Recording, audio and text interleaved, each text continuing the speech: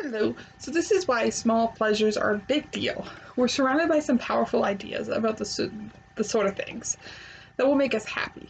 We think that to really deliver satisfaction, the pleasure should be aimed for should be a few different things. So the first thing that we mentioned is people think that to deliver satisfaction, we should aim for something that's rare.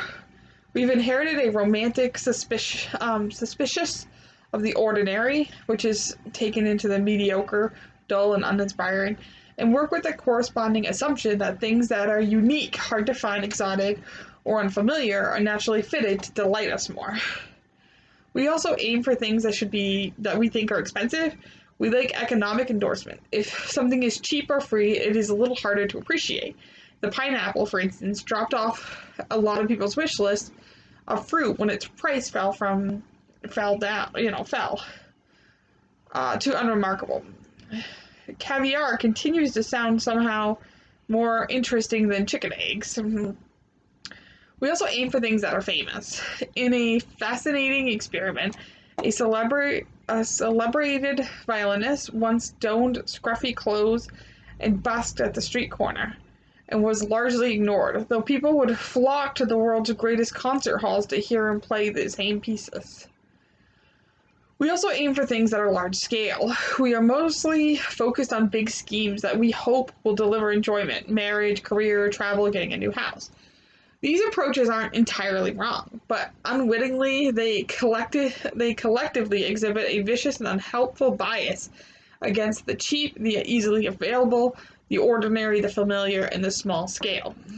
As a result, if someone says they've been on a trip to Bizile by private jet, we automatically assume they had a better time than someone that went to a local park by bike.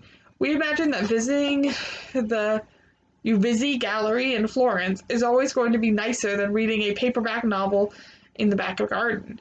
A restaurant dinner at which a lobster thermometer is served sounds a great deal more impressive than a supper of cheese sandwich at home. It feels more normal that the highlight of a weekend should be a hanging gliding lesson, rather than a few minutes spent looking at the cloudy sky.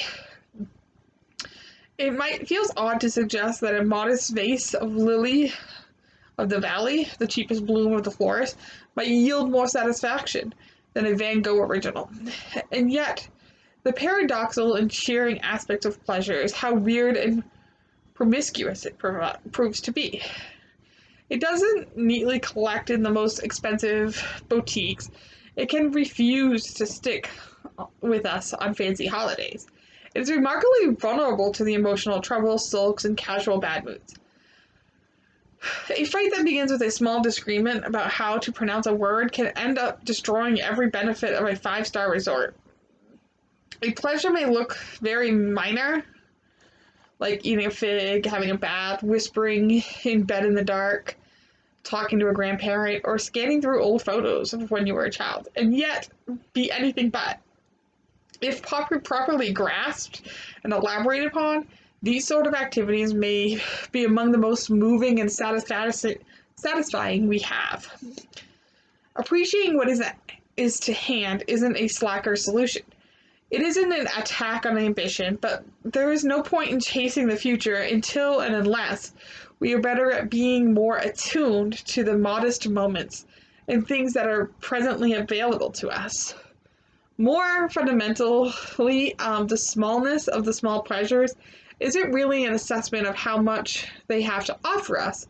It is a reflection of how many good things the world unfairly neglects. A small pleasure is a great pleasure in awaiting. It is a great pleasure which has not yet received collective acknowledgement it is due. Appreciating small pleasures means trusting our own responses a little more. We can't wait for everything that is lovely and charming to be approved by others before we allow ourselves to be enchanted. We need to follow the muted signals of our own brains and allow that we are onto something important, even though others may not be in agreement. We are dominated by striving for better relationships, work, and personal lives. Restless, we think, inside. we think with success. Nothing should be good enough for long, but in so concerning ourselves with unattainable levels of excellence, we overlook more modest pleasures that are closer to home. So that's just a quick thing I read on why small pleasures are a big deal. And to me, it's these other things are nice. Having something that's rare, expensive, famous, large scale is nice. I want it to happen. I will work to make it something like that happen. But in the meantime, I'm going to enjoy the small pleasures, like the job I have right now. It's not my dream job, but it's a job in the right direction and I enjoy it. So it is one of my small pleasures. But thank you for watching.